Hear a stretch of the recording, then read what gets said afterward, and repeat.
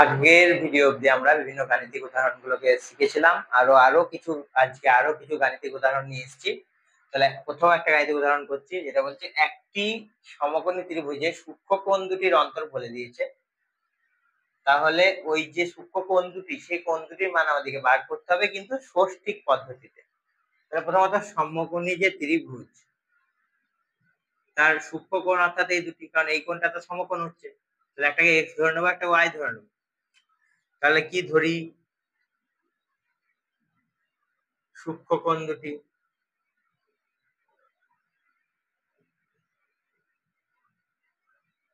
X ও Y. যেহেতু ষষ্ঠিক পদ্ধতিতে বলেছে আমরা, তাই ডিগ্রিতে ধরলাম। এবারে বলে দিয়েছে এক্স মাইনাস ওয়াই।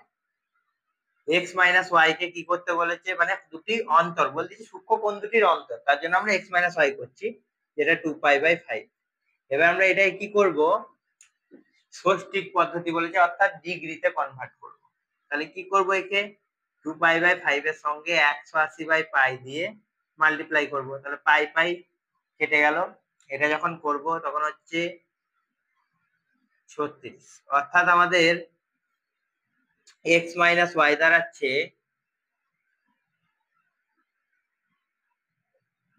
2 × 36 মানে 72। এটা আমরা পেলাম একটা ইকুয়েশন। এবারে আমরা জানি যেহেতু সমকোণী ত্রিভুজ, তাই একটা কোণ তো সমকোণ এবং বাকি দুটো কোণ যদি আমরা সমষ্টি করি তাহলে সেটা 90 ডিগ্রি হবে, সেটা 2 নম্বর। এবার আমরা কি করতে পারি, 1 আর 2 কে সমাধান করতে পারি। 1 আর 2 কে সমাধান করে কি পাচ্ছি আমরা, X plus Y, X minus Y. এবার তোমরা যেমন লিখবে লিখলেই হলো। 90, এটা 72,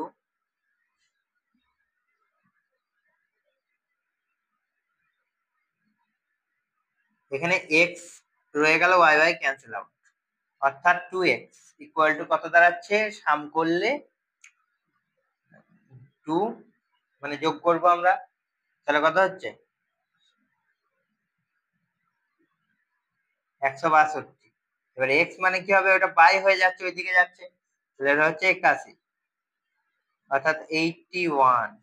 এবারে ওই x এর মান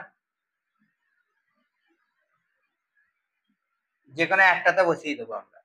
1 নম্বরে যদি বসাই, 2 নম্বরে আমরা x এর মান 2 নম্বরে বসালাম, তাহলে কি হবে, 81 যুক্ত y সমান 90। তাহলে এখান থেকে আমরা y এর মান পাচ্ছি 90 থেকে 81 বিয়োগ, তাহলে দাঁড়াচ্ছে 9। তাহলে y ইকুয়াল টু 9 ডিগ্রি। তাহলে আমরা দুটো উত্তর পেয়ে গেলাম।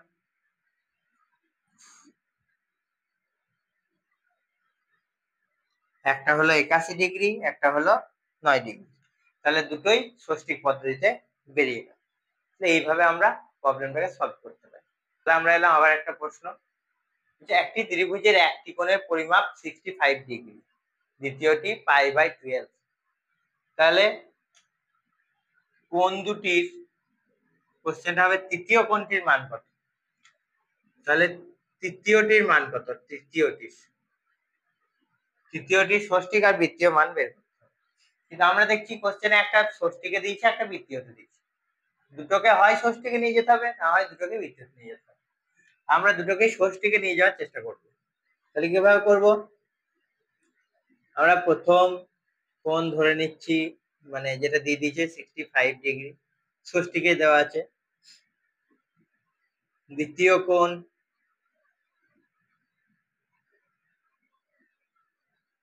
যেহেতু π/12 আছে, এটাকে আমরা কি করব,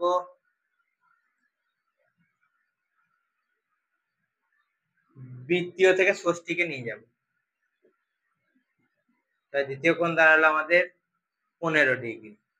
তাহলে তৃতীয় কোণ আমরা কি করে বার করব, আমরা কি জানি ত্রিভুজের তিনটি কোণের সমষ্টি 180 ডিগ্রি। তাহলে তৃতীয় কোণ কি বেরোবে, 180 থেকে আমরা এই দুটোকে যোগ করার পর বিয়োগ করে দেব। তাহলে কত হচ্ছে 100 ডিগ্রি। এইভাবে আমরা বার করব। এবারে এইটা বেরোলো তো ষষ্ঠিক মান, এইটা বেরোলো আমাদের ষষ্ঠিক মান, ষষ্ঠিক। কিন্তু আমাদের বৃত্তীয় বার করতে গেলে কি করতে হবে? আমরা কি জানি যে এর সাথে এই 100 সাথেই পাই বাই 180 কে মাল্টিপ্লাই করতে হবে। তাহলে কাটাকাটি করছি আমরা,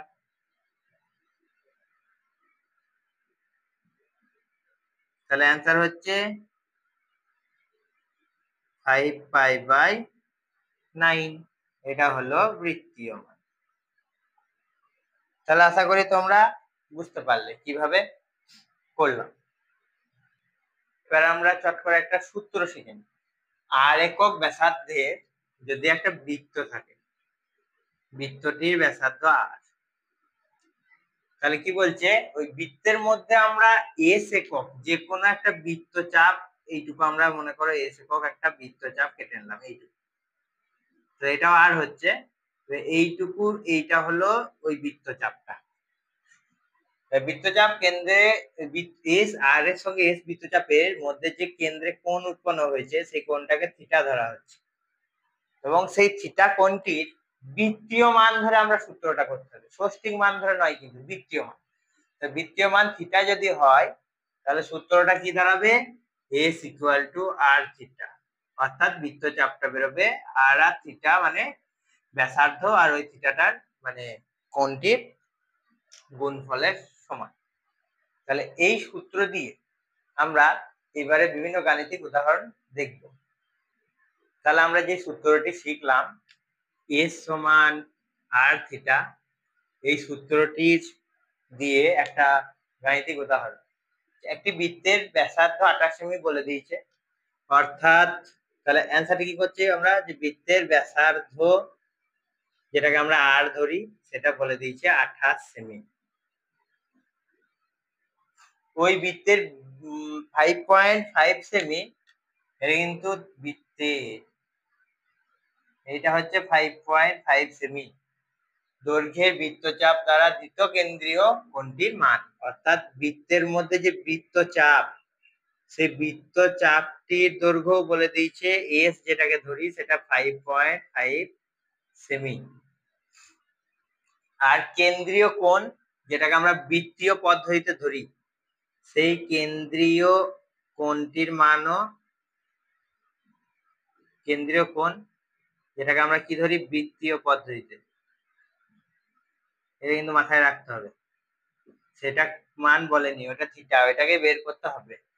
আমরা কি জানি যে S equal to R theta, তাহলে অতএব কি হবে, মান বসাবো, এস মানে 5.5,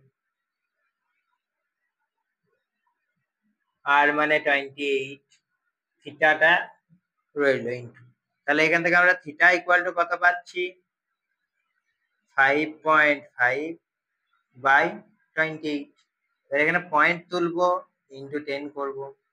আমাদের থিটাটা কিসে আনতে হবে, পাই বাই কিছু আকারে, মানে পাই আকারে আনতে হবে। আর আমরা কি জানি পাই মানে 22/7, অর্থাৎ আমাদের এখানে চেষ্টা করতে হবে 22/7 যেন আসে।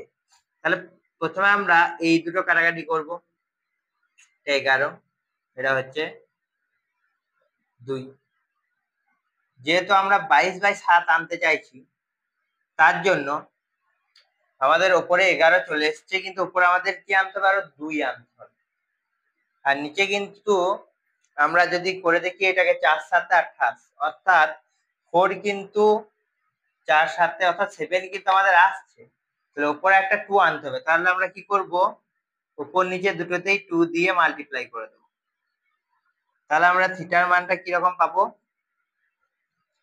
উপরটাতে 22, নিচেরটাতে এখানে 7 কে রেখে দেবো, উপরে 1 রইল, এরপর তারপরে এখানে যেহেতু 4 7 28 হয়ে যাচ্ছে, অর্থাৎ 28টাকে ভাঙলে আমরা 4 ইন্টু 7 করতে পারি, তাহলে 4 দুগুণে মানে 4 দুগুণে 8, 8 দুগুণে 16, তাহলে আমরা কি করতে পারি, পাই বাই 16। এখানে অ্যান্সার আমরা কি পাবো, পাই বাই 16, অর্থাৎ আমরা অ্যান্সার যদি আনি তাহলে theta equal to pi by 16। এইভাবে অঙ্কগুলোকে করতে হবে। তাহলে আশা করি তোমরা বুঝতে পারলে এখানে 22/7 মানে পাই, সেই কারণে আমরা থিটার মানটা পেলাম π/60। এইভাবে আমরা এই ধরনের অঙ্কগুলোকে করব। আজকের মতো এতদূর। এরকম আরো ইন্টারেস্টিং টপিক আসছে, তোমরা অবশ্যই এই চ্যানেলটি অর্থাৎ গণিত শাস্ত্র চ্যানেলটিকে সাবস্ক্রাইব করে রাখো।